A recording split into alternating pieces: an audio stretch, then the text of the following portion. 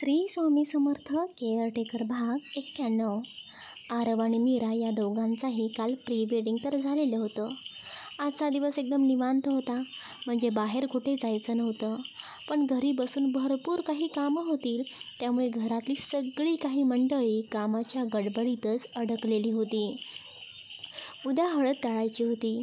बरेच कार्यक्रम उद्यापासून सुरू होणार होते, त्यामुळे आज कामांना गती आलेली होती. सगळेजण हॉलमध्ये बसून आपापली कामं करत होते.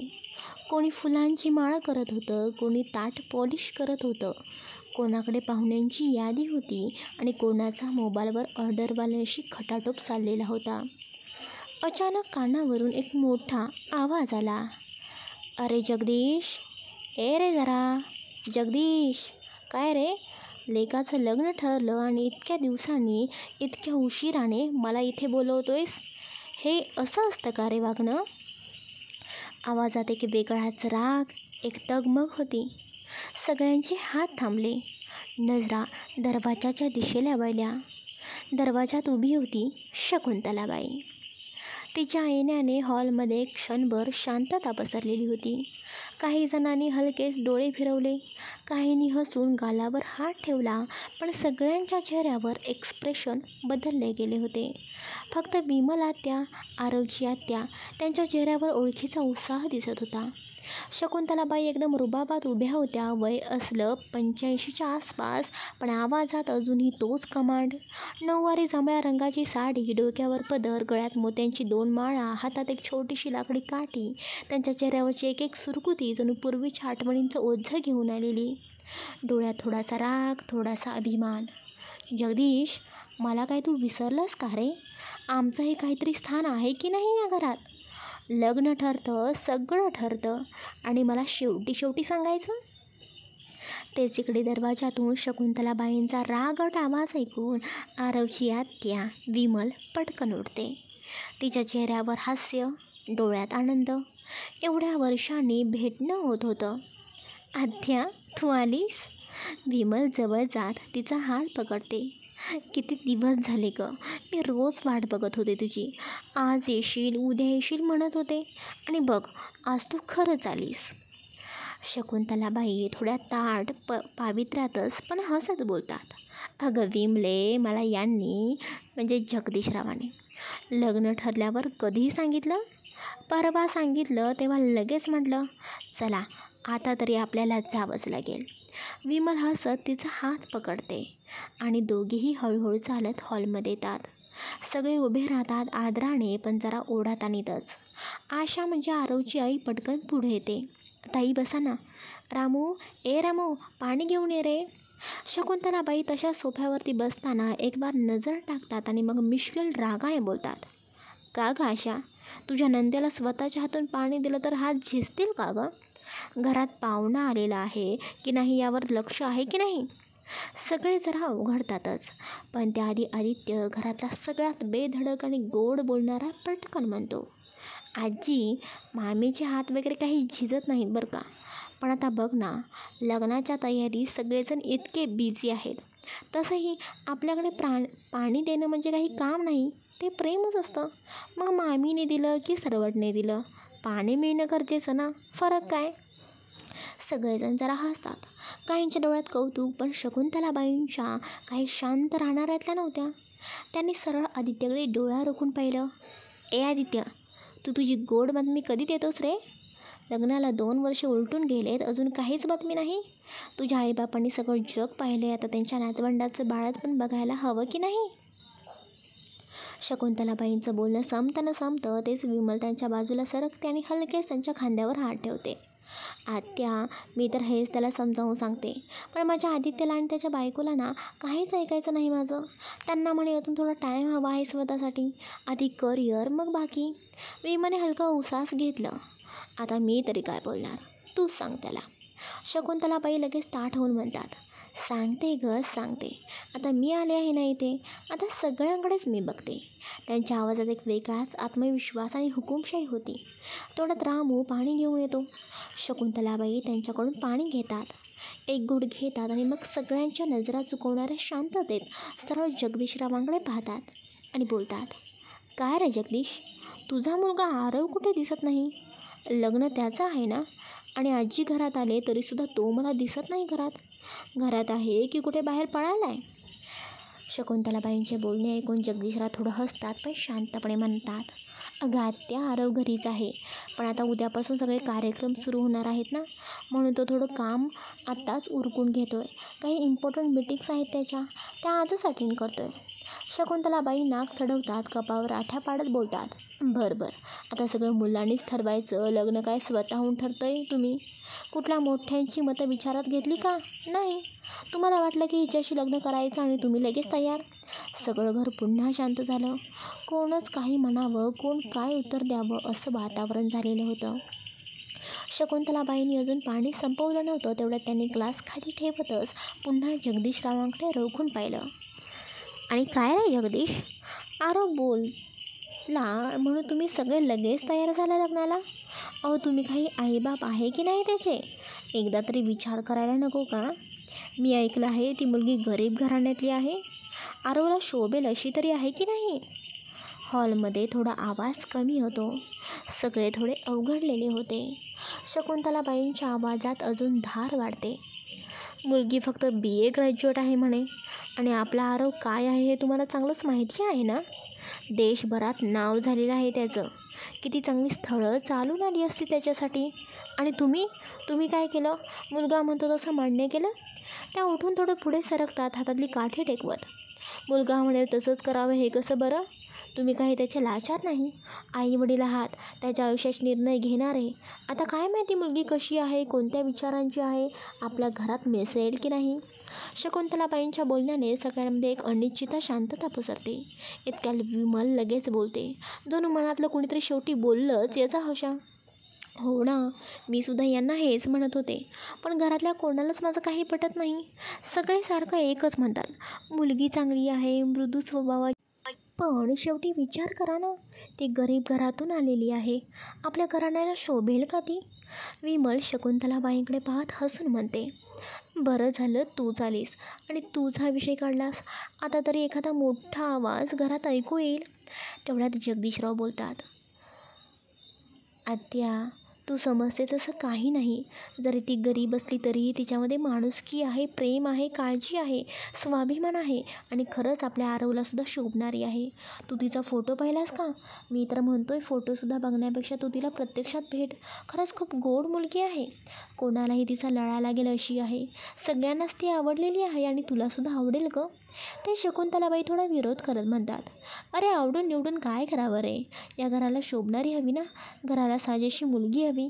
बाहेर गेल्यानंतर 4 लोक विचारतील, अरे कोणाची मुलगी आहे ही? कोणासोबत तुम्ही तुमचं हे नातं जुळवलं? तर तेव्हा काय सांगायचं? शकुंतलाबाईंचं बोलणं ऐकून आशा बोलते, ताई, जे काय म्हणतोय त्या गोष्टीचा आपण विचार केला तर आपण आपल्या मुलांच्या सुखाचा कधी विचार करायचा ना? आणि आरवला खरंच ती मनापासून आवडते. तो तिच्यावरती मनापासून प्रेम करतोय. मग काय हरकत आहे ना दोघांच्या लग्नासाठी? आणि आम्हीसुद्धा मीराची चांगलीच पारख केलेली आहे. खूप गोड गुणी मुलगी आहे ती.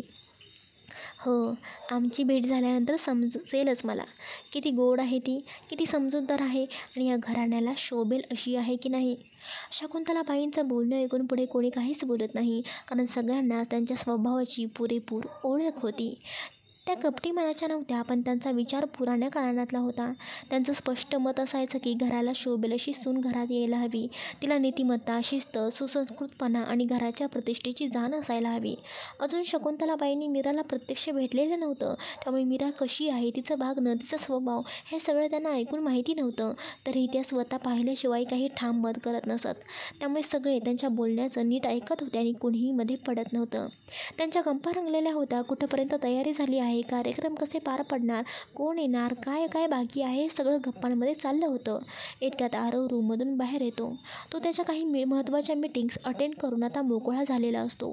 बाहेर येऊन तो हॉलमध्ये चाललेल्या गप्पांकडे लक्ष देतो. नजरेने तो लगेच आजीला म्हणजे शकुंतलाबाईंना शोधतो. त्या सोफ्यावरती बसलेल्या असतात, एकदम ऐटीत. आरव थोडंसं हसत त्यांच्या दिशेला येतो. त्यांच्या चेहऱ्यावर एक आपुलकी आणि मिश्किलपणाचं हसू असतं. आजी, तू कधी आलीस? आरव हळूच त्यांच्या जवळ येत बोलतो. शकुंतलाबाई एकदम खांदे उडवत बोलतात. मला येऊन 2 तास होऊन गेले बघ, पण तू खाली आलास का? नाहीच ना. तू तुझं काम करत बसलास. आणि काय रे, लग्न ठरलं, मनाने मुलगी बघितलीस, पण या पांढऱ्या केसांच्या आजीला विचारू वाटलं नाही का? ही पांढरी केस उगाचच झाली नाहीत रे, काहीतरी अनुभव आहे म्हणून झालेली आहेत. मुलगी कशी आहे, काय आहे, मी बघितलं असतं तर लगेच लग्नाची तारीख काढून मोकळे झालात तुम्ही सगळे. ते जारो म्हणाला. आजी, तुझे केस पांढरे झालेत हो अनुभवाने, पण माझे अजून पांढरे झाले नसले तरीही मी माणसं ओळखण्यात अजिबात चुकत नाही, याची तुला खात्री देतो. मीरा हीच ती आहे जिच्यावर मला विश्वास वाटतो, प्रेम वाटतं. तू तिला एकदा भेट आजी, मग तुला स्वतःहून समजेल किती किती खास आहे. आरवचं हे ठाम बोलणं ऐकून आजीजवळ शांततेचा क्षण निर्माण होतो, पण इतक्यात घरातली अजून एक आवाज ऐकू येतो. विमल हसतच बोलते. अरे बापरे, आता माझ्या आत्यालासुद्धा गोत्यात अडकवू नकोस रे. तुझं बोलणं ऐकून घरातल्या सगळ्यांना मीरा किती चांगली आहे हे पटलेलं आहे, पण आत्याला मात्र काही केलं तरी ते पटणार नाही बरं का. मी तुला लिहून देते. विमलच्या या मिश्किल टोलेबाज वाक्यावर आरव मात्र थोडासा गंभीर होतो. त्याच्या चेहऱ्यावर रागाची एक झलक येते. तो काही बोलणार इतक्यात एक वेगळाच आवाज कानावर येतो. हे हँडसम बॉय. सगळे चकित होऊन दरवाजाकडे वळून पाहतात. दरवाजासमोर 2 मुली उभ्या होतात. एकीने गडद पिंक रंगाचा सुंदर लॉंग ड्रेस घातलेला, तर दुसरीने मेहंदी रंगाचा साधा पण एलिगंट ड्रेस. दोघींच्याही चेहऱ्यावर खट्याळ हसू. सगळेजण त्या दोघींना प्रश्नार्थक नजरेने बघत असताना आरव मात्र एकदम उठून हसत पुढे जातो आणि म्हणतो, दिव्या, संगीता, तुम्ही दोघी? होय, दिव्या म्हणजे आरवची लाडकी मानलेली बहीण. तिच्याबद्दल तर तुम्ही आधीपासूनच ओळखता. पण तिच्यासोबत असलेली संगीता, तीसुद्धा त्या आश्रमातलीच. आरवने तिलाही बहिणीत मान दिला होता, दिव्यासारखाच. आरव हसत दिव्या आणि संगीता यांच्यासमोर उभा राहतो. त्या दोघींनी एकदम धावत येऊन आरवला गळाभेट दिली. त्या मिठीत खूप साऱ्या आठवणी आणि जवळीक भरलेली होती. आरवसुद्धा क्षणभर भावनाविवश होतो, पण लगेच त्याने हसत तुटकपणे त्या मिठीतून स्वतःला सोडवलं. किती दिवसांनी भेटता आहात. दिव्या तर गेले काही महिने एकदम ताईसारखी माझ्या डोक्यावर बसली होती, पण संगीता तू खरंच किती वर्षांनी भेटत आहेस. मी तर तुला अगदी मिसच करत होतो. संगीता हसत बोलते. म्हणजे काय, मिस करत होतं आणि तरीसुद्धा माझं लग्नाचं इन्व्हिटेशनसुद्धा दिलं नाहीस. दिव्याने सांगितलं म्हणून कळलं, नाही तर मी तर विचारच केला होता की आरव दादा अजूनही सिंगल आहे. आरव थोडासा ओशाळलेला होता.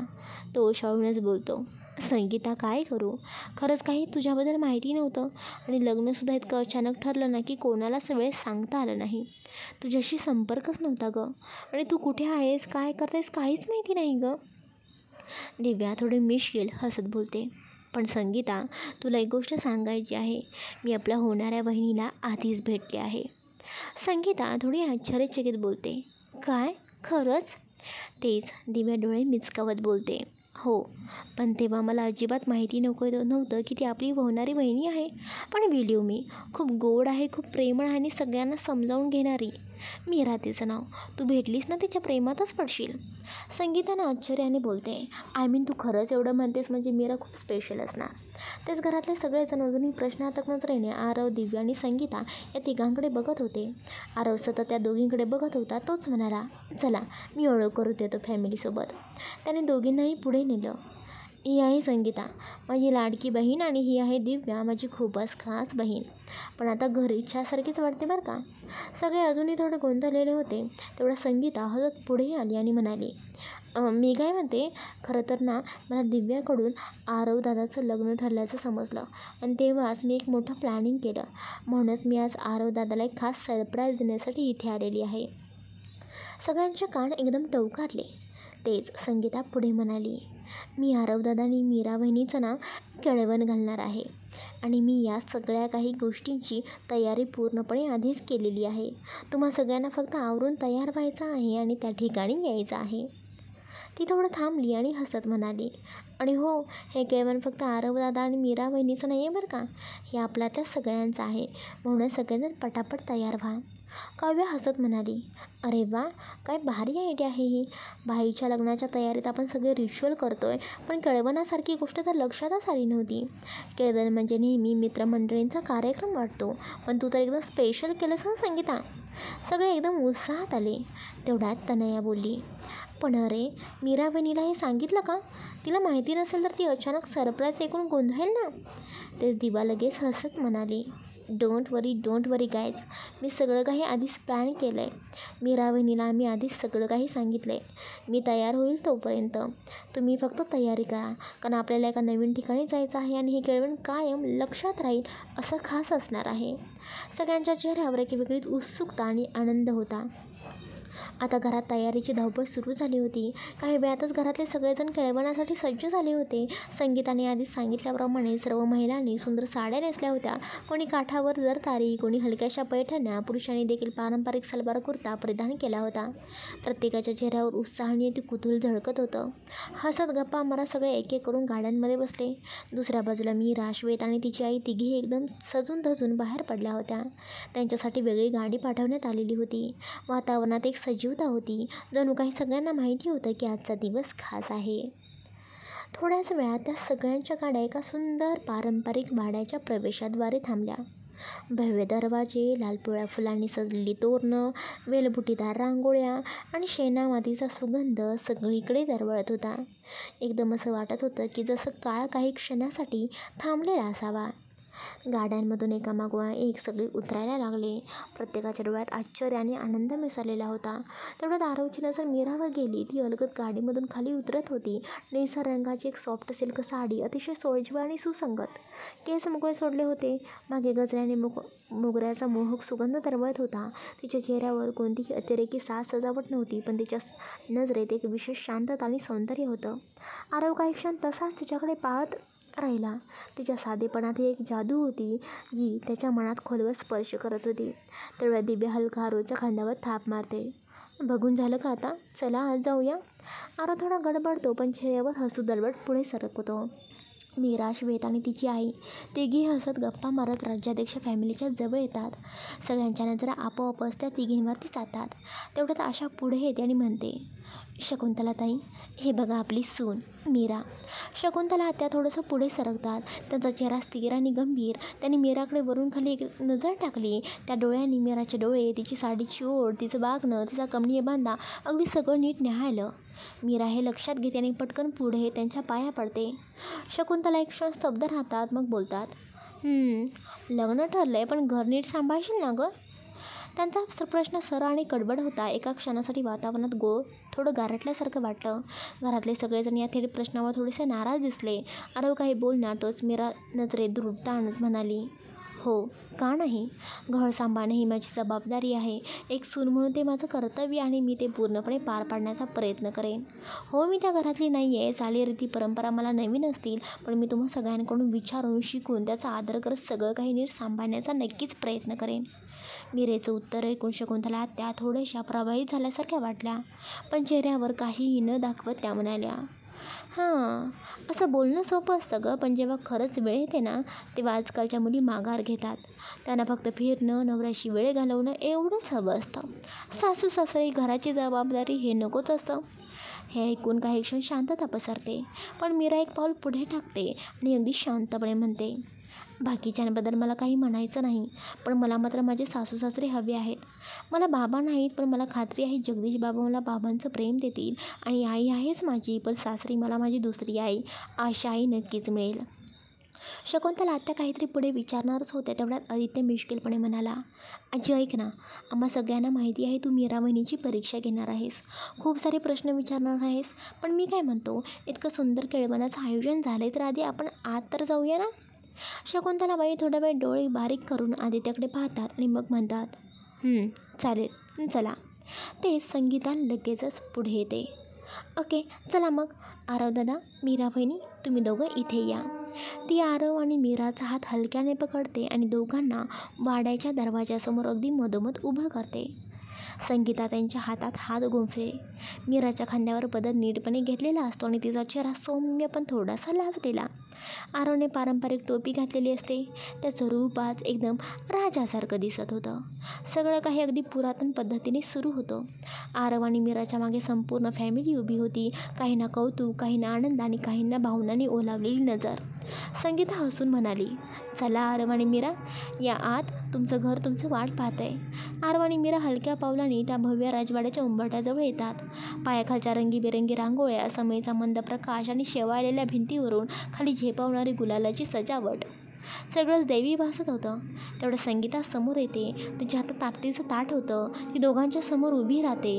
हळूहळू आरव आणि मीराचं औक्षण करते, त्यांचे पाय अलगद पुसते, कपाळावर कुंकवाची सुंदरशी टिकली लावते. मग दोघांच्या डोक्यावर फुलांच्या पाकळ्या अलगद उधळते. आणखी एक क्षण आणि ती दोघांनाही पेढा भरवते, गोड गोड सुरुवात व्हावी म्हणून. चला आता तुम्ही दोघंही आत या, संगीता हसत म्हणाली. आरव आणि मीरा एकमेकांकडे एक नजर टाकून हळूच राजवाड्याच्या उंबरठ्याकडे वळतात. मीरा आधी पुढे सरसावते. ती अगदी लाजीरसाजरी पण आत्मविश्वासाने पुढे जाते. ती आपल्या उजव्या पायाने हळुवारपणे उंबरठा ओलांडते, जणू नव्या आयुष्याच्या दारात तिचं पहिलं पाऊल.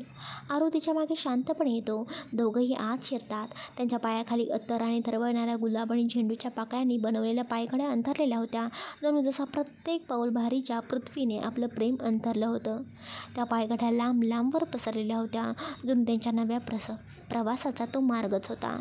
ते दोघं त्या पाकळ्यांवर हळूहळू पुढे चालत जात होते. दोन्ही बाजूनी भिंतीवरती छान छान मोठं डेकोरेशन केलेलं होतं. एकीकडे मीराचे आणि आरवचे काही प्री वेडिंगचे आयुष्याच्या छोट्या छोट्या क्षणाचे फोटो पोस्टर्सवरती झळकत होते, तर दुसरीकडे काही शानची केळवणासाठी खास लिहिलेली वाक्य होती. 2 जीव, एक स्वप्न, एक नवं घर. आरव मीरा, सुरुवात प्रेमाची, विश्वासाने आणि एकत्वाची. आरव आणि मीरा प्रत्येक पोस्टरकडे एकटक पाहत होते. चेहऱ्यावर गोड हास्य आणि डोळ्यात चमक होती. त्यांच्या अंगावर अजूनही वरून गुलाबांच्या पाकळ्यांची हलकीशी झर झरत होती, जुन्या क्षणाचा आशीर्वाद स्वरूप होतं. तेवढ्या त्यांच्या पाठीमागून घरातले सगळे सदस्यही हळूहळू आत येऊ लागतात. आशा, जगदीश, शकुंतला, त्या आदित्य, तनया, काव्य आणि सगळे हसत कौतुक करत. आरव आणि मीरा आतमध्ये जातात तसं त्यांच्या नजरेत एकदम आश्चर्य आणि भावनांचा कल्लोळ उमटतो. समोर दिसते एक सुंदर पारंपरिक दृश्य. छानशा केळीच्या पानांची भिंत उभी केली होती आणि त्यावर सुबक अक्षरात लिहिलेलं होतं, आरव मीराचं केळवण. प्रत्येक अक्षराला फुलांच्या माळांनी सुंदर सजवलं गेलं होतं, जणू काही त्या शब्दांनी आज जीव मिळाला होता. झेंडूच्या फुलांच्या माळा त्या केळीच्या पानावरून मऊसूत लटकत होत्या. त्यामध्ये छोट्या वातीचं मिणमिणणारं लायटिंग जणू सोन्यासारखं चमकत होतं. प्रत्येक माळेच्या मध्ये काहीतरी पारंपरिक नक्षीकाम केलेलं होतं. हाताने कोरलेल्या रांगोळ्यांचे डिझाईन आणि लहानशा तोरणांची वळकटी. सगळीकडे एक विशिष्ट गंध दरवळत होता, चंदन, गुलाब आणि केशराचा. डेकोरेशनच्या मध्यभागी 2 सुंदर पाट मांडले होते. त्यावर रंगीत गाद्या, वेलवेटचे कवच आणि फुलांची हलकी सजावट. त्या पाटांसमोर एक मोठा चौरंग ठेवला होता. त्यावर सफेद रंगाचा 7.5 वेल लावलेला. त्यावर सुवर्णसरशी फुलांची आरास केली होती. गुलाब, मोगरा आणि झेंडू यांच्या पाकळ्या एकमेकांत मिसळून एक कलाकृतीच वाटत होती. तेवढ्या संगीता मनातल्या आनंदाने बोलते, वहिनी, हे बघा, सगळं खास तुमच्यासाठी केलं आहे आम्ही. आज तुम्हा दोघांची ही जागा आहे. सगळ्यांचं लक्ष तुमच्यावरतीच असणार आहे.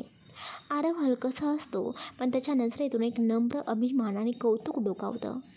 मीराच्या डोळ्यातून थोडंसं पाणी येतं, पण ते आनंदाचं होतं. ती हलक्याच स्वरात बोलते, इतकं सगळं, इतकं प्रेम, खरंच या क्षणात आपण किती नशीबवान आहोत हे जाणवतंय. त्यांच्या भोवती घरातले मंडळींनी सरळ रेषेत जागा घेतलेली असते. प्रत्येक पाटासमोर एक एक चौरंग मांडलेला असतो. छोट्याशा पितळेच्या वाट्या, पितळेची ताटं, पानं, सगळं एका सुरेख अनुशासनात ठेवलेलं होतं. हे सगळं पारंपरिक डेकोरेशन इतकं मन मोहून टाकणारं होतं की क्षणभर आरव आणि मीराला वाटून गेलं, जणू ते एखाद्या जुन्या आत्मीयतेने भरलेल्या गावातल्या मोठ्या सणाच्या दिवशी आलेले आहेत. सगळीकडे झेंडू आणि गुलाबाच्या फुलांचा सडा, पितळ्याच्या चमचमीत भांड्यांचा मंद प्रकाश आणि लखलखती केळीच्या पानांची सजावट. सगळं वातावरण एखाद्या अमृततुल्य आठवणीसारखं भासत होतं. तेवढ्या संगीत अगदी हसत पुढे येते आणि म्हणते, चला, आता एक छोटंसं सरप्राईज आहे तुमच्यासाठी, मगच आपल्या केळवणाची सुरुवात करूया. मीराने चकित नजरेने आरवकडे पाहिलं. तो सुद्धा हलकंसं खांदे उडवत तिच्या डोळ्यात पाहत हसला. इतक्यात दरवाजातून एक माणूस येतो. त्याच्या हातात एक सुंदर डोळे दिपवणारा केक होतो. तो केक मोठा ऑफ व्हाईट रंगाचा, केळीच्या पानासारख्या डिझाईनने सजवलेला आणि त्यावर आरव मीरा यांच्या फोटोचे छोटे छोटे स्टिकर्स लावलेले. केकवर लिहिलं होतं, आरव मीराचे खास केळवण. सगळीकडे पुन्हा एकदा टाळ्यांचा आवाज घुमतो. मीरा अगदी गोंधळून आरवकडे बघते. आरव तिचा हात हलकासा धरतो आणि संगीताच्या आग्रहावरून दोघं एकत्र केक कट करतात. तुकड्याचा पहिला घास आरवने मीराला भरवला, तर दुसरा घास मीराने अगदी प्रेमाने आरवच्या तोंडाशी नेला. सगळ्यांनी टाळ्या वाजवत त्यांच्यावर फुलांचा वर्षाव केला. नंतर संगीता त्यांना त्या खास 2 पाटांवर बसायला सांगते, अगदी डेकोरेशनच्या मध्यभागी. तेवढ्यात 5 सुवासिनी बायका नऊवारी नेसलेल्या, हसतमुख प्रेमळ नजरेने भरलेल्या पुढे येतात आणि दोघांचं औक्षण करतात. त्यांच्या ताटात पारंपरिक पदार्थ एकामागोमाग एक वाढले जातात. श्रीखंडपुरी, पापड, गरम गरम मसाले भात, तूप सांडलेली अळूवडी, पनीरची खास भाजी, आमरस, कोशिंबीर. सगळं काही एका खास पद्धतीने, प्रेमाने, घरगुती ऊब जपत वाढलं जातं. आरव आणि मीरा त्या फुलांनी सजलेल्या 2 पाटांवर अगदी शिस्तीत बसले होते. समोर सुंदरसा चौरंग, त्यावर पारंपरिक जेवणाने भरलेलं एकच ताट. 2 जीव एकच ताट. हे दृश्य पाहून घरातले सगळेच एकदम हरकून गेले. त्यांच्या दोन्ही बाजूने एका रेषेत सगळे नातेवाईक चौरंगावर टेकून बसले. सगळ्यांच्या ताटातही वाढ सुरू झालेली होती, पण अजूनही मुख्य सुरुवात व्हायची होती. तेवढा तेजसने उठून जोरात आवाज दिला, एक मिनिट बाई, आधी पहिला घास एकमेकांना भरवा ना, मगच सुरू करा जेवण. आरव मिश्किल हसला. मीरा थोडीशी ओशाळी, पण तिने डोळ्याच्या कोपऱ्यातून आरवकडे पाहिलं. तेवढा तनया पुढे आली आणि हसत म्हणाली, हो ना, आता काहीतरी रोमॅन्टिक होऊन जाऊ द्या, फोटोसाठी पण छान मुवमेंट्स येतील. तनयाचं बोलणं ऐकून दिव्या थोडं जास्तच रंगून बोलली, अरे फक्त घास का भरवायचा? आता तसंही या दोघांचं लग्नच होणार आहे ना, तर एखादा उखाणाही जबरदस्त होऊन जाऊ दे ना. सगळेजण हसले. आरव आणि मीरा मात्र एकमेकांकडे पाहत थोडे गोंधळलेले होते. सगळेजण फोर्स करत होते, त्यामुळे मीरा थोडी विचार करते आणि उखाणा घेते. हळदीचं पान केळवणाचा मान, हळदीचं पान केळवणाचा मान, आरवरावांचं नाव घेते. सगळ्या कुटुंबाच्या आशीर्वादाने मला मिळणार त्यांची सौभाग्यवती होण्याचा मान. अरे वा वा वा वा, खूप छान. आता आरवभाई तू घे बरं. तेजस हसत बोलतो. इकडे आरवने सुद्धा तोपर्यंत उखाणा आठवून ठेवलेला होता, त्यामुळे तो सुद्धा मीराकडे बघतो आणि उखाणा घेतो. केळवणाला आली सगळी मंडळी खास, केळवणाला आली सगळी मंडळी खास, मीराचं नाव घेतो तिच्यासाठी माझा पहिला घास. सगळीकडे आनंदाचं वातावरण होतं. केळवणाच्या खास कार्यक्रमात टाळ्यांचा गजर घुमत होता. उखाण्याच्या गोड क्षणानंतर तेवढ्या दिव्या उत्साहात पुढे आली आणि हसत म्हणाली, चला आता श्रीखंडाचा एक घास भरवा एकमेकांना. सगळ्यांनी एकदम हाय हाय हाय करत हशा पिकवला. आरव थोडा लाजतच चमच्याने ताटातलं थोडं श्रीखंड घेतो आणि तो चमचा मीराच्या पुढे हलकच धरतो. मीरा त्याच्याकडे पाहून थोडीशी लाजते आणि हलकंसं हसत घास घेताना तिच्या चेहऱ्यावर गुलाबी लाज उतरते. ती तोच चमचा हळूच हातात घेते आणि मग आरवकडे पाहत म्हणते, तुमचाही घास बाकी आहे. सगळ्यांच्या नजरा आता त्यांच्याकडेच. आरव अजून संकोचतो, पण तरीही ती स्वतःहून भरवलेल्या श्रीखंडाचा घास स्वीकारतो. त्या क्षणाला दोघांचीही हसू, नजरा आणि गालावर उमटलेली लाज सगळं सांगत होतं, हा नात्यातला पहिला गोड घास आहे. पुन्हा एकदा टाळ्यांचा गजर उडतो. वातावरण एक गोडसर शांतता आणि हळूवार प्रेमाची लकेर पसरते. तेवढ्या संगीता प्रेमाने आवाज देतात, चला आता जेवायला बसूया सगळे. जेवण थंड व्हायच्या आधी केळवणाची चव घ्या. सगळेजण हसत बोलत जेवायला बसतात. मीराचं आणि आरवचं पहिलं केळवण पारंपरिक पद्धतीने साजरं झालेलं होतं, पण त्यात एक वेगळीच ऊब होती. संगीताने खास मेहनत घेऊन सगळ्यांसाठी केळवणाचं जेवण तयार केलं होतं. पुरणपोळी, वरण, बटाट्याची भाजी, पापड, श्रीखंड आणि भरपूर प्रेम. हे फक्त आरव आणि मीरासाठी नव्हे, तर घरातल्या सगळ्यांसाठीच. एकत्रतेचा, आपुलकीचा आणि नवीन नात्यांच्या गोड सुरुवातीचा उत्सव होता. गाईज, आजच्या पार्टमध्ये ना तुम्हाला एक नवीन पात्र भेटलं असेल, ते म्हणजे संगीताचं. हो, आश्चर्य वाटलं ना? म्हणूनच सांगते, हे पात्र खरं तर मी मुद्दामच या कथेमध्ये, या पार्टमध्ये ॲड केलं आहे. का तर कारण मी तुम्हाला ऑलरेडी सांगितलेलं होतं, ज्याची कोणाची आयडिया मला जास्त आवडेल त्याला मी आरव आणि मीराच्या लग्नात सामील करणार आहे. आणि संगीता ह्या आपल्या प्रिय वाचिका आहेत. त्या रोज आपली कथा वाचतात. त्यांनीसुद्धा मला सुंदर आयडिया दिली, केळवणाचा सीन घाला आणि तो पारंपरिक असावा. मग मी ठरवलं का नाही, आणि मग संगीता हे पात्र आरव आणि मीराच्या लग्नात ऑफिशियली सामील झालं. आता तुमची संधी आहे. तुम्हालाही वाटतं आहे का की या स्टोरीमध्ये काही खास असावं, काहीतरी हटके, काहीतरी मनापासून? मग लगेच तुमच्या आयडिया कमेंट्समध्ये मला नक्की सांगा. कदाचित पुढच्या एपिसोडमध्ये तुमचं नाव घेऊन तुमची कल्पना साकार होईल आणि तुम्हीही या कथेत पात्र म्हणून एक सामील व्हाल. केअरटेकरच्या स्टोरीमध्ये तुम्ही एक पात्र म्हणून असाल. कथा तुमची आहे, पात्र तुमच्यातून आहेत. आणि आरव मीरा हे फक्त एक नाव नाही, तर आपल्यातलं प्रेम आणि नातं आणि आठवण आहे. चला मग गाईज, आजचं आरव आणि मीराचं केळवण कसं वाटलं तुम्हाला? त्यांचे गोड गोड उखाणे एकदम धमाल ना? तुम्हाला सगळ्यांना आवडला ना? आवडलं असेल तर कमेंट्समध्ये भरभरून सांगा हो. पण अजून खूप काही आहे बरं का, बाकी आहे. कारण उद्या आहे आपल्या आरव आणि मीरा यांची हळद दळायची. हो, अगदी पारंपरिक पद्धतीनं हळदीचा गाणं बजावून आणि धमाल अक्षदाही तयार करायच्या आहेत. आणि इथे स्पेशल गोष्ट म्हणजे आरव आणि मीराने ठरवलं की अक्षदा सगळ्यांना वाटायच्या नाहीत, फक्त घरातल्या सगळ्यांनाच द्यायच्या. पण त्यासाठी सुद्धा तयारी तर भारीच हवी ना. म्हणून काय करायचं आहे, तुम्ही सगळ्यांनी यायचं आहे हळद दळायला, गाणी म्हणायला आणि धमाल करायला. पुन्हा भेटू उद्याच्या भागामध्ये लग्नाच्या आणखीन एका खास दिवसासाठी. तोपर्यंत आपल्या चॅनेलला लाईक करा, कमेंट्स करा, शेअर करा आणि हो, सबस्क्राईब करायला अजिबात विसरू नका. Okay then, take care, bye, good night.